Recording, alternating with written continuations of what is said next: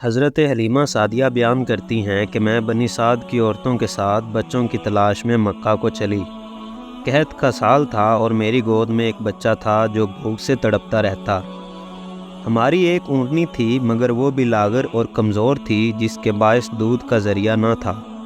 مکہ میں پہنچے تو محمد کو یتیم دیکھ کر چھوڑ دیا، مگر ادھر حلیمہ کی قسمت کا ستارہ چمک رہا تھا اور محمد ان کے لیے رحمت بن کر آئے۔ فرماتی ہیں کہ میں نے اپنے شوہر سے کہا خالی ہاتھ لوٹنے سے بہتر ہے اس یتیم کو لے چلوں، اور یہ وہ تھا جس سے نہ صرف آمنہ اور حلیمہ کا گھر بلکہ پورا مشرق و مغرب جگمگانے والا تھا۔ جس اونٹنی پر لے کر سوار ہوئیں وہ ایسے چلنے لگی جیسے کبھی کمزور تھی ہی نہیں۔ جب اونٹنی کو دیکھا تو اس قدر دودھ اترا کہ ہم سب نے سیر ہو کر پیا اور رات بھر آرام سے گزاری۔ یہ پہلی رات تھی جو ہم نے اطمینان سے مکمل کی۔ اب تو میرا شوہر کہنے لگا حلیمہ تم تو بڑا مبارک بچہ لائی ہو، اور میں نے کہا مجھے بھی یہی توقع ہے۔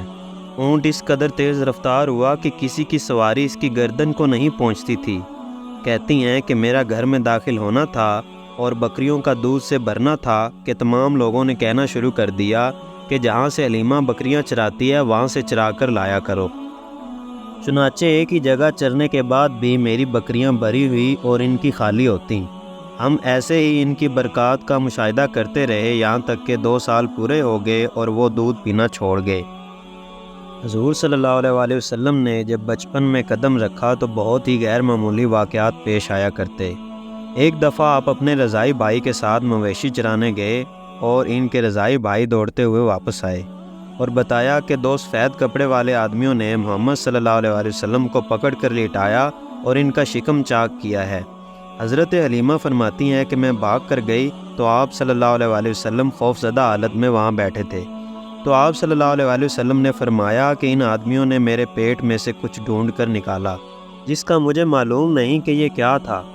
انہوں نے پیار سے سینے سے لگایا اور پوچھا پورا واقعہ بتاؤ، تو آپ صلی اللہ علیہ وآلہ وسلم نے فرمایا 2 آدمی سفید کپڑوں میں آئے، ان کے پاس سونے کا تشت تھا، اس میں برف تھی، وہ میرا سینہ کھول کر کچھ تلاش کرتے رہے، پھر میرا دل نکال کر شگاف کر دیا، کچھ سیاہ رنگ کا نکالا اور پھینک دیا، پھر میرے سینوں کو برف سے دھو دیا یہاں تک کہ خوب پاک کر دیا۔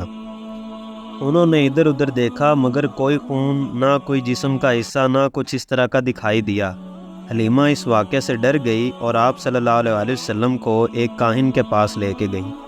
کہتی ہیں کہ کاہن انہیں دیکھتے ہی اپنی جگہ سے اٹھا، آپ صلی اللہ علیہ وآلہ وسلم کو اپنے سینے پر اٹھایا اور بولا اے آل عرب دوڑو، جو بلا تم پر پہنچنے والی ہے اسے دور کرو، اس لڑکے کو قتل کر دو اور مجھے بھی ساتھ قتل کر دو، اور اگر تم نے اسے چھوڑ دیا تو یاد رکھو یہ تمہارے دین کو مٹا دے گا اور ایسے مذہب کی طرف بلائے گا جو تم نے کبھی نہیں سنا۔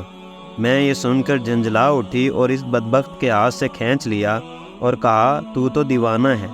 اس واقعہ کے بعد انہوں نے آپ صلی اللہ علیہ وسلم کی حفاظت کی خاطر جلد ہی ان کی والدہ کے پاس بھیج دیا۔